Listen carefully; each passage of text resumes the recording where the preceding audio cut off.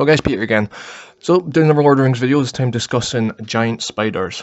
Now, personally, giant spiders, for a lot of people, probably aren't their cup of tea.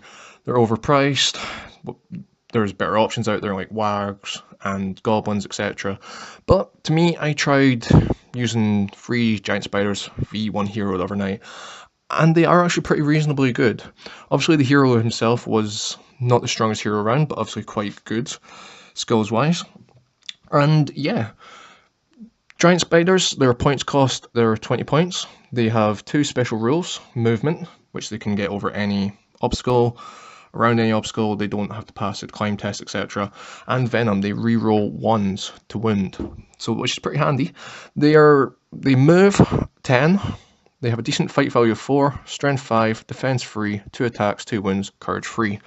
Now yeah, like I say, personally, for a lot of people, giant spiders are not their cup of tea when you've got other options like their cousins, the Mirkwood spiders, who off the top of my head have double attacks, double wounds, better fight value, and probably a bit more expensive but more reasonable, and probably faster on the table as well.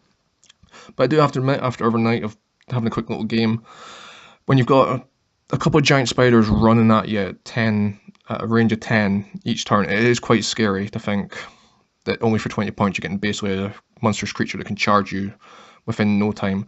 Obviously the Venom rule never came into play, which was quite a shame because I would have loved to have seen how that worked out. Like I say guys, obviously they have, well, their cousins, the Mirkwood spiders. There's also options of the Spider Queen with her bloodlines and Shelob herself. Obviously I've still tested them out as well, but like I say, for a lot of people, maybe giant spiders aren't too great.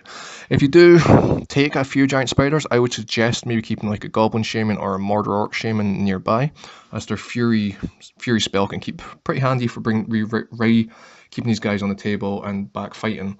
Like I say, I will probably try a game again, and I really want to, hopefully the Venom special rule comes into play.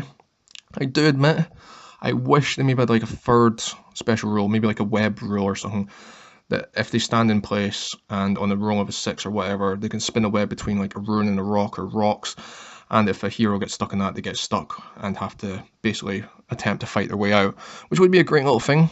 But obviously that is a shame that they've never added that special rule into them. But anyway guys, if you are a Lord of the Rings player and you have used giant spiders or are looking to use giant spiders, I'd love to honestly get your opinion guys on these guys. To me, pretty scary to play against if you just got one hero or a few heroes up against a whole bunch of them. Pretty scary thing to face off against. But anyway guys, hope you guys have enjoyed this little video. If you have, please leave a thumbs up and a comment in the comment section to let me know. And if you're new to the channel, please